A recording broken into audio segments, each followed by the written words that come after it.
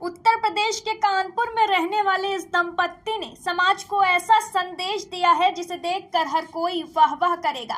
दुनिया वालों की तरफ से इस दंपत्ति ने भी अपनी बेटी उर्वी को खूब प्यार दिया और एक दिन उसकी शादी कर उसे ससुराल भेज दिया ताकि उसका जीवन खुशियों से भर जाए। लेकिन बेटी के साथ ससुराल में कुछ ऐसा हुआ कि बात तलाक तक आ गई और अब तलाक भी हो गया।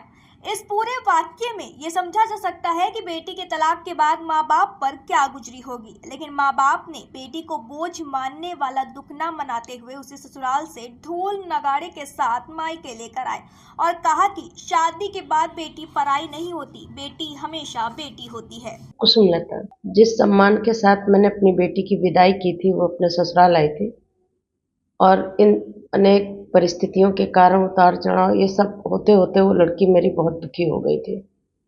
मुझे अब उसको उसी सम्मान से उस घर से लाना था, उसकी प्रतिष्ठा का ध्यान रखना था, उसके सम्मान का ध्यान रखना था। मेरी बेटी कल भी थी, मेरी बेटी आज भी है। जो बहू का रूप था वो वहीं छूट गया, मेरी बेटी मेरे पास आ गई। और समाज को भी ये कहना चाहती हूँ कि बेटी शादी के बाद पराई नहीं होती है, वो आपकी अपनी है। उसके दुख सुख में साथ रहिए, उसके सम्मान और उसके जीवन की सुरक्षा कीजिए। मेरा नाम अनिल कुमार सविता है। नहीं कि आपकी बेटी के साथ क्या मामला हुआ, पूरा क्या है?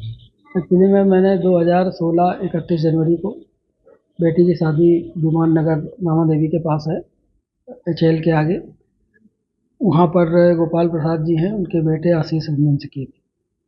और 1 फरवरी को विदा होकर के 2016 में अपनी ससुराल गई।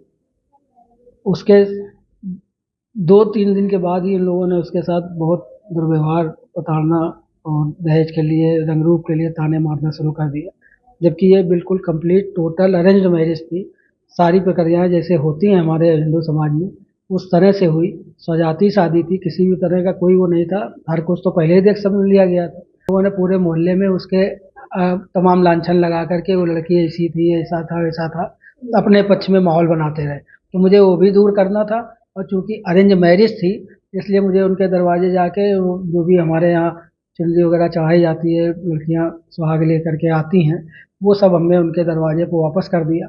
वापस क्या कर दिया, वो लोग गेट खोल के बाहर निकले ही नहीं और हमने वहीं गेट पर सब टंगवा दिया। उसके बाद बैंड बाजे के साथ हम अपनी बेटी को, जैसे मेरी पूर्व में बेटी थी वैसे ही हम उसको वहाँ से ससुराल से बहू का ताना वाना छोड़ करके और बेटी के रूप में हम उसको अपने घर वापस ले आए। दरअसल कानपुर के निराला नगर में रहने वाले अनिल कुमार बीएसएनएल में काम करते थे और अब रिटायर हो चुके हैं। उन्होंने अपनी इकलौती बेटी उर्वी का विवाह शहर के चकेरी विमान नगर में 31 जनवरी 2016 को आशीष रंजन से बड़ी धूमधाम के साथ किया था। बेटी उर्वी दिल्ली के पालम एयरपोर्ट में काम करती है। उर्वी इंजीनियर है और उसका पति आशीष भी इंजीनियर है और वो भी दिल्ली में ही जॉब करता है। उर्वी के परिजनों के अनुसार शादी के बाद से ही दोनों दिल्ली में रहने लगे थे, लेकिन ससुराल वाले लगातार अतिरिक्त दहेज की मांग करने लगे और बेटी के रंग रूप को लेकर भी ताने मारने शुरू कर दिए। अनिल कुमार के मुताबिक उन्होंने बेटी के भविष्य को देखते हुए दिल्ली में एक फ्लैट खरीद कर दे दिया, जिसे भी दामाद अपने नाम कराना चाहता था। साल 2019 में उर्वी ने एक बेटी को जन्म दिया।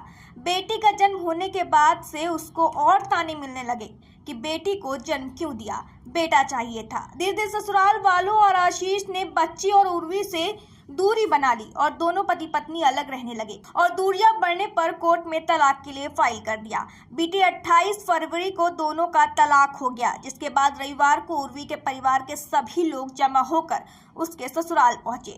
परिवारजन ढोल नगाड़े के साथ उर्वी के ससुराल पहुंचे, जहां ढोल नगाड़ों के साथ उर्वी को विदा कराकर घर वापस मायके ले आए। आंखों में आंसू लेकर उर्वी ने अपनी शादी के समय की चुनरी को ससुराल के गेट पर बांध दिया। उर्वी के घर वालों ने ससुराल की दीवार पर एक संदेश भी लिख दिया, आशीष तुम्हारे घर पर कभी खुशियां न लौटे। माँ बाप के इस पहल से समाज को यह संदेश मिलता है कि बेटी शादी के बाद बोझ नहीं होती, पराई नहीं होती, वह भी बेटे की तरह जीवन भर के लिए अपनी होती है। Bureau report, NTTV, Bharat.